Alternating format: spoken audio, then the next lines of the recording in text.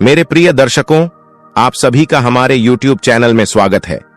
दर्शकों, क्या आपको पता है गौ माता ने समस्त स्त्रियों को कौन सा श्राप दिया था, जिसकी वजह से आज तक समस्त नारी जाति को वह श्राप भोगना पड़ रहा है? गौ माता का एक ऐसा श्राप जिसे टाला नहीं जा सका। प्रिय दर्शकों, वह कौन सा श्राप था? जानने के लिए वीडियो को पूरा जरूर देखें। वीडियो में आगे बढ़ते हैं और जानते हैं गौ माता ने समस्त स्त्रियों को ऐसा कौन सा श्राप दिया था। प्रिय दर्शकों, एक समय की बात है जब भगवान श्री कृष्ण राज सिंहासन पर विराजमान थे। उसी समय उनके पास नारद जी आते हैं और कहते हैं, हे प्रभु, मैं आज मृत्यु लोक में भ्रमण कर रहा था। तभी एक स्त्री ने पूछा, पहले स्त्रियों के बच्चे होते थे तो वह पैदा होते ही चलने लगते थे, परंतु अब ऐसा नहीं है। यह क्यों प्रभु? मुझे इस प्रश्न का उत्तर याद नहीं था, इसलिए मैं आपके पास आया हूं। कृपया मुझे इस प्रश्न का उत्तर बताएं। श्री कृष्ण कहते हैं, हे देवर्षि, तुम्हारा यह प्रश्न समस्त स्त्री जाति के लिए अत्यंत महत्वपूर्ण है। अगर तुम इस प्रश्न के उत्तर को जानना चाहते हो तो ठीक है, मैं तुम्हें एक कथा सुनाता हूं। तुम पूरी कथा को ध्यान से सुनना। तुमको इस कथा के माध्यम से पता चल जाएगा कि किस वजह से अब स्त्रियों के बच्चे पैदा होते नहीं चल पाते हैं। तब देवर्षि नारद कहते हैं, प्रभु, मैं इस कथा को पूरा सुनूंगा। कृपया आप कथा सुनाएं। दर्शकों, आप भी जानना चाहते हैं कि इस प्रश्न का उत्तर क्या है, तो आप वीडियो को अंत तक जरूर देखें और लाइक अवश्य करें। तो दर्शकों, श्री कृष्ण कहते हैं, हे देवर्षि, एक नगर में एक व्यक्ति रहता था। वह एक स्वार्थी व्यक्ति था। उसके पास में एक गाय थी। वह गाय दूध देती थी और वह व्यक्ति उस गाय को हरा चारा खिलाकर उसका दूध निकालकर बेचता था।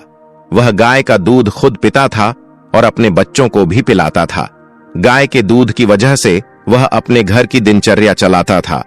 उस व्यक्ति का समय इसी तरह से व्यतीत हो रहा था। कुछ दिनों के बाद एक समय ऐसा आया जब गाय ने दूध देना बंद कर दिया। जैसे ही गाय ने दूध देना बंद कर दिया तो इधर उसने गाय को चारा डालना बंद कर दिया। और एक दिन ऐसा आया, उसने उस गाय को बहुत मारा पीटा और उस गाय को घर से ले जाकर जंगल में छोड़ दिया। अब वह गाय बेचारी अकेले पड़ गई। गाय बेचारी अकेली घूमती फिरती एक दिन एक जंगल में बने मंदिर के पास में पहुंचती है और भगवान से विनती करते हुए कहती है, हे भगवान, मैं आपसे यह विनती करती हूं कि हमें गाय की योनि में डालकर कितना गलत किया है। श्री कृष्ण कहते हैं, हे देवर्षि, वह गाय कहती है, 84 लाख योनियों में सर्वश्रेष्ठ योनि मानव की है। वह कितना पाप और दुष्कर्म करता है। वह गाय आगे कहती है, जब तक मैं दूध देती रही तब तक उस व्यक्ति ने मुझे अपने घर पर रखा, हरा भरा चारा खिलाया। जैसे ही मैं दूध देना बंद कर दिया, उसके बाद में उसने मुझे चारा भी नहीं डाला। इतना ही नहीं, उसने तो मुझे घर से ही बाहर निकाल दिया। अब मैं इधर उधर भटक रही हूँ। अब जंगल में घास खाकर मैं अपना पेट भरती हूँ। हे भगवान, जो आपने सर्वश्रेष्ठ योनि बनाई है, यह तो कितनी स्वार्थी और लालची योनि है। श्री कृष्ण कहते हैं, हे देवर्षि नारद, धीरे धीरे समय व्यतीत होता गया। वह गाय इधर उधर भटकती रही। जब भी वह गाय उस व्यक्ति के द्वार पर आ जाती तो वह लाठी लेकर उस गाय को जंगल की तरफ भगा देता था।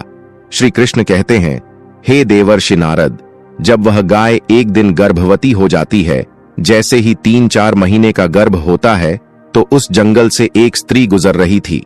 उस स्त्री ने जैसे ही गाय को देखा, उसने मन में सोचा कि यह गाय तो गर्भवती है। मैं एक काम करती हूँ, मैं इस गाय को पाल लेती हूँ। जब इसका बच्चा हो जाएगा तब गाय मुझे दूध देने लगेगी। तब मैं इस गाय का दूध खुद भी पीऊंगी और अपने परिवार को भी पिलाऊंगी और बिक्री भी करूंगी। जैसे ही वह स्त्री गाय को पकड़ने के लिए अपने पति को बुलाने के लिए जाती है और जब तक उसका पति वहां पर आता है तब तक वह गाय वहां से चली जाती है। धीरे धीरे और समय व्यतीत होता गया।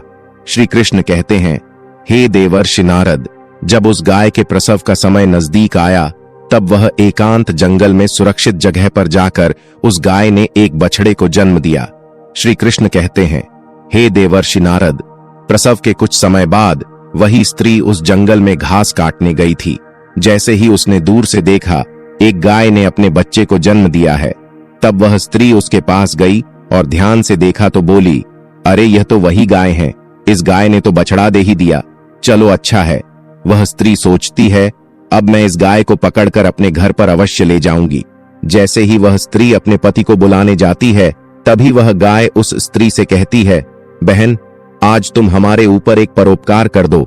यह जो पीछे बच्चा पड़ा हुआ है, इसे उठाकर तुम मेरी गर्दन पर रख दो। फिर मैं उठाकर किसी सुरक्षित जगह पर चली जाऊंगी, क्योंकि यह मेरा बच्चा 8 महीने बाद चलने लायक हो पाएगा। 8 महीने बाद अपने पैरों पर चलेगा। श्री कृष्ण कहते हैं, हे देवर्षि नारद, जैसा अब है पहले वैसा नहीं था। पहले गाय का बच्चा 8 महीने बाद ही अपने पैरों पर चलने लायक होता था। श्री कृष्ण कहते हैं, हे देवर्षि, जैसे ही उस स्त्री ने गाय की बात सुनी, वह बहुत जोर से हंसने लगी और कहा, तुम्हारा बच्चा इतना गंदा है, इतनी गंदगी में पड़ा है। मैं तुम्हारे बच्चे को उठाकर तुम्हारे कंधे पर क्यों रखूं? मैं तुम्हारे ऊपर यह परोपकार क्यों करूं? जैसे ही उस स्त्री ने गाय का मजाक बनाया, उस समय वह गाय बेचारी असहाय थी, अपने बच्चे को उठा नहीं सकती थी। श्री कृष्ण कहते हैं, हे देवर्षि नारद, इसी कारण गाय ने दुखी होकर समस्त स्त्री जाति को यह श्राप दे दिया। उसने श्राप देते हुए कहा, जाओ, आज तुम्हारा बच्चा जन्म लेने के बाद तुरंत चलने लगता है, लेकिन आज मैं श्राप देती हूं, तुम्हारा बच्चा जन्म लेने के 10 महीने बाद ही चलने लायक होगा, और यह मेरा बच्चा 8 महीने बाद चलने लायक होता है। वह पैदा होने के साथ ही चलने लगेगा। श्री कृष्ण कहते हैं, हे देवर्षि, इसी श्राप के कारण स्त्रियों का बच्चा जन्म लेते ही अपने पैरों पर चल नहीं पाता। प्रिय दर्शकों, सतयुग में सुखदेव पैदा होते ही चलने लगे थे और वेद व्यास भी जन्म लेने के तुरंत बाद चलने लगे थे।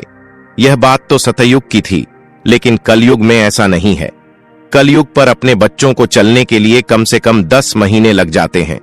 इसका कारण यही है क्योंकि गाय ने समस्त स्त्री जाति को यह श्राप दिया था।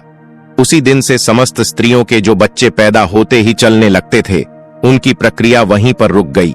गाय के श्राप के कारण ही स्त्रियों के बच्चे 9 से 10 महीने बाद ही चलने लायक हो पाते हैं और गाय का बच्चा उसी दिन से अपने पैरों पर चलने लायक हो जाता है। इसीलिए किसी की आत्मा को कष्ट नहीं देना चाहिए, और यही सनातन धर्म का सबसे बड़ा धर्म है। गोस्वामी तुलसीदास ने लिखा है, परहित सरस धर्म नहीं प्रिया। दर्शकों, दूसरे के दुख में दुखी हो जाना, दूसरे के काम आना सबसे बड़ा धर्म माना गया है। इसलिए हमें असहाय पशु पक्षियों की सहायता करनी चाहिए। एक स्त्री की गलती से आज समस्त मानव जाति की महिलाओं को श्राप का खामियाजा भुगतना पड़ रहा है। प्रिय दर्शकों, आपको यह जानकारी कैसी लगी? अगर जानकारी अच्छी लगी हो तो आप हमारे चैनल को सब्सक्राइब करें और वीडियो को लाइक करें। कमेंट में जय श्री कृष्णा जरूर लिखें।